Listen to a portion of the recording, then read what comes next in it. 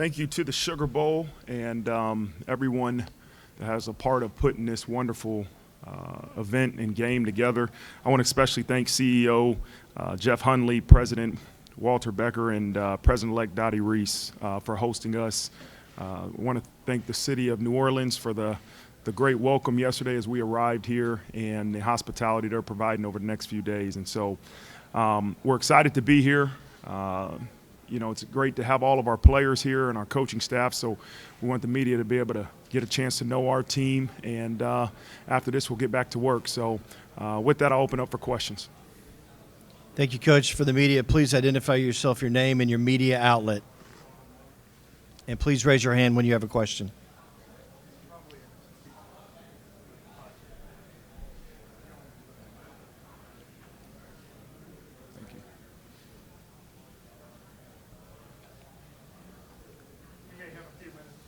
We're good. Okay. Let them spend some time. Right over here on the right side, second row.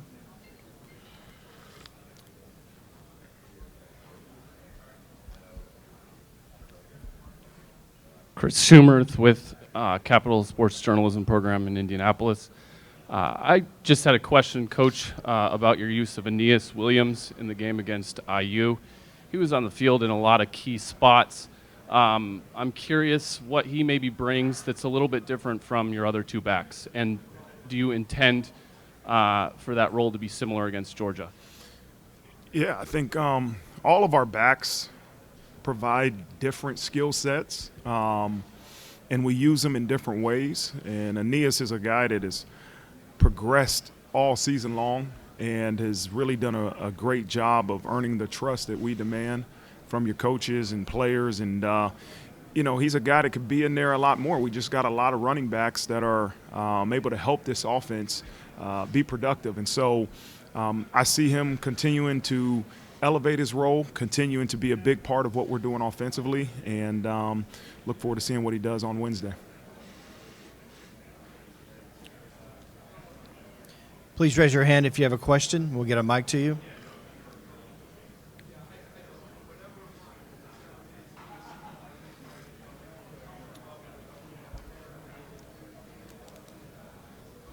Right here in the front row. Hi, Coach. Ted Lewis from the Times-Picayune. Two questions for you. First of all, would you talk about how difficult it was to lure Mike Denbrock from LSU? And also, and how's that worked out? And also, you are quite a bit younger than both your coordinators. Is there ever a generation gap culturally or anything like that? I guess I'll start with your second question first. Is there a gap? There might be a gap in terms of, maybe our fashion sense or, the ages of our kids are close, and so, but there's a lot of wisdom there, right? There's a lot of wisdom with those coordinators and all of our coaches that I'm able to utilize to help myself. But, with hiring Coach Denbrock, obviously we've had a pass together for 4 years. We were at Cincinnati when he was the offensive coordinator. I was the defense coordinator. And I knew during those times what type of coach but person he is. And when I had a chance to hire an offensive coordinator last year, he was the number one person I was going to go after. I didn't know if he would say yes or no. And ultimately, he made the decision to come back, and he made it because it was what's best for him and his family. It wasn't the opportunity to work for me, work with me. It was the opportunity for him and his family being able to come back to South Bend, and that's what was best for them. And so we're extremely grateful. I'm extremely grateful to have him leading our offense, and there is a comfort knowing that our offensive coordinator is Mike Denbrock.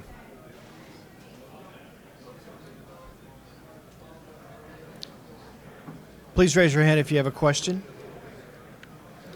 Right here in the second row, right side. Yeah, Coach, Brooks Austin with Sports Illustrated. I'm sure you've answered this question before at this point, but how do you prepare for a guy like Gunner Stockton knowing that there's not a tremendous amount of game tape for him? Well, I think you utilize the game film that's there, right? There's 80-something plays of him playing this year and doing a really good job at running their offense, right? I don't think they're going to change their offense completely because of who's at quarterback. He does a lot of things well that Carson Beck did well, right? He can throw it. Carson Beck's more athletic than I thought until I started watching the film.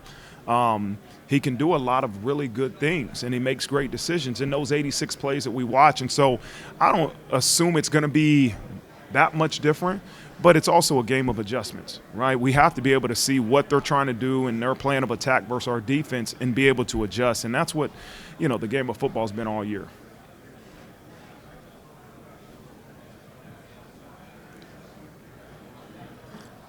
Follow-up question here on the right side. Yeah, kind of similar light. When you studied this team on Georgia on offense and defense, how stylistically similar do you find them to be to what you guys do at Notre Dame? There are some parallels. I do believe they're an offense that believes in running the football, and that's what we believe in. Our offense philosophy, we have to be able to run the football. That creates a lot of openings in the pass game. And although we might throw for more yards than we do run sometimes, it doesn't matter. It's a philosophy of being able to run the football. And I think Georgia has a similar mindset. They got big old linemen that are tough, that can drive you off the ball, do a really good job of trying to take advantage of what you are giving them defensively. And so those are similar things that we do. We want to get the ball to our playmakers in space, no matter who those playmakers are, and let them make plays. And so I think there is some overall general philosophy similarities between the two offenses, but obviously there's some differences too.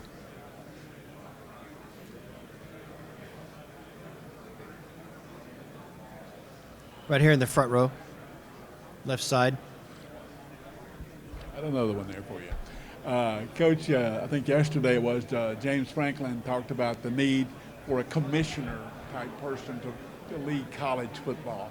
With everything going on in the portal and transfers and NIL, everything else, is there a need for some kind of centralized leadership in college football? Yeah, I think there's always a need for leadership, no matter what the organization is. How do we continue to enhance it? I don't know if there's just one answer for how you make college football better. I think it's a collective group of individuals and thoughts and a commissioner, and there's a lot of different things that I think could really go into the equation to enhancing our sport. And so I think everybody wants it to improve, but we also have to have empathy for all different sides. We have to have the understanding of the demands of our young people, academically, NIL-wise, socially, all the different demands they have on them. And then also understand the expectations we have as a football program and the football programs across the country. So I don't believe there's just a one answer to truly fix or enhance college football and college athletics. But I do believe we're progressing. I believe every year you're seeing enhancements and decisions made that I think everybody has, the mindset of how do we make this thing better. And I foresee it continuing to improve. And so I don't ever want the headline to be that Marcus Freeman said, this is what you need to do to make college football right. There is no one right answer. There's a collective group of thoughts and people that are continuously investing into this sport and trying to find a way to continue to make it better for our young people.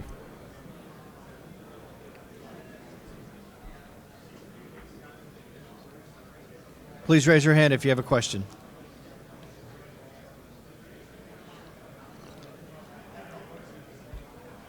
On the right side, second row. Hi, Marcus. So per CFB FastR, Trevor Etienne has some of the most, he has the highest third down usage by Georgia and then their highest standard down usage besides Carson Beck. How are you going to key in on him, and what does he present that's kind of a challenge to stop? Yeah. Trust me, it isn't just third down. It's first, second, and third, and fourth. I mean, he is a really explosive, very good football player. If you give him space, he's going to take it, and he's got the ability to take it the entire way. So he's a challenge. He's a challenge in the run game, but also in the pass game. And so we have to know where all their backs are at all times. Like, they utilize their backs in really unique ways. And it's not just one guy. I think Etienne is extremely talented. He does a lot of things well, but they got a stable of backs that present challenges. So we have to know where they're at. We have to know where they're aligned and really have a great plan for their running back situation. Right side, second row. Probably something you've talked about ad nauseum, but just the loss of Riley Mills. Can you just allude to what he meant for your football team this year? Yeah, I think number one, he's a captain. He's a captain. He's a leader. That's the one thing that hurts you. You can't replace a captain, and you can't replace his leadership. You have to try to replace the production with multiple different people, ways, schemes, schematic things. It's not just going to be one person that's going in there to replace Riley Mills. You feel terribly for him as an individual, right? He came back to really lead this program to the position it's at, to improve his draft stock. And I believe in my heart that he improved his draft stock, and he's led this team to a great position. But now we have to be able to replace his production with capable guys that we have in this program. And so we've got some guys that have played a lot of ball behind Riley that will step up to the challenge and I believe do great things on Wednesday. Second row. Kind of like a similar question to my previous one. So Riley Leonard has your second highest usage on rushing plays. As we just talked about with an injury, how do you balance when you run him, because he's such a critical component of the offense, with trying to protect him from injury as you anticipate having 2 more games to play? Yeah. We know the ability that Riley has to run the football is something that helps our offense. It's not always a designed quarterback run. It's sometimes his decision to take off and make a play with his legs.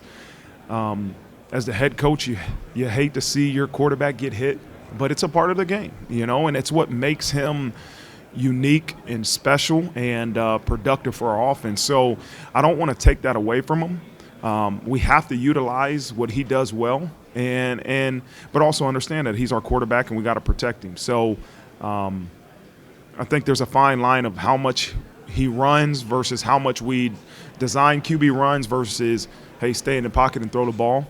We have to utilize all 3 different areas in our offense, and that will be a part of our plan coming up.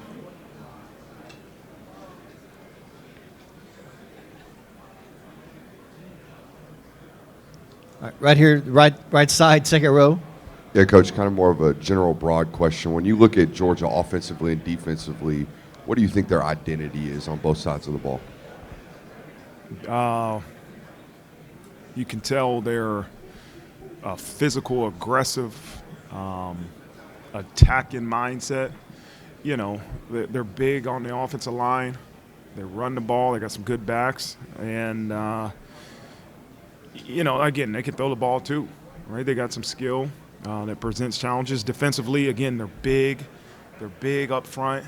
They got multiple backers like they do running backs that make plays that are difference makers, and they got, good skills. So really balanced team. I think when you say what's their identity, I don't know what they want to be. I know what I see is a physical, sound team that plays with velocity, and it's something that we often talk about in our program is that at the end of the day, it's not going to be about tricking your opponent. It's going to be about playing with velocity, which would equals violence and, some other physical attacking words. So it's a really good football program.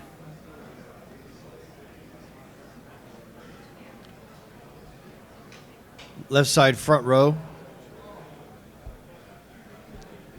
Getting plenty of stuff in here. Y'all are obviously able to enjoy being at home against Indiana for the first round of the playoffs. Here you're coming down to a bowl trip, and you've made them before, and you've had 3, 4, 5 days, and now it's come in 1 day of practice, so forth. Is this conducive to your team, both teams being prepared as well as they can, or would you rather see more home fields for the playoffs? I thought the first round of playoff was amazing to have a home playoff game and multiple, I think 4 of them around the country. It was amazing. It really was. But you don't want to take away from the history and what makes college football special in these bowl games. The Sugar Bowl, I think, is the second longest bowl in all of bowls, right? And I grew up watching the Nokia Sugar Bowl, which is now obviously the All-State Sugar Bowl and the Rose Bowl and some of these famous bowl games that I think it's awesome that we're able to have these home playoff games in the first round, and you still keep the tradition and the history of these bowl games as you go into the quarterfinals and the semifinals and the finals. I think it's a great mixture. I think they got the formula right in terms of the location and being able to play that first round at home or on a college campus, and then still keeping intact the history and tradition of our bowl games.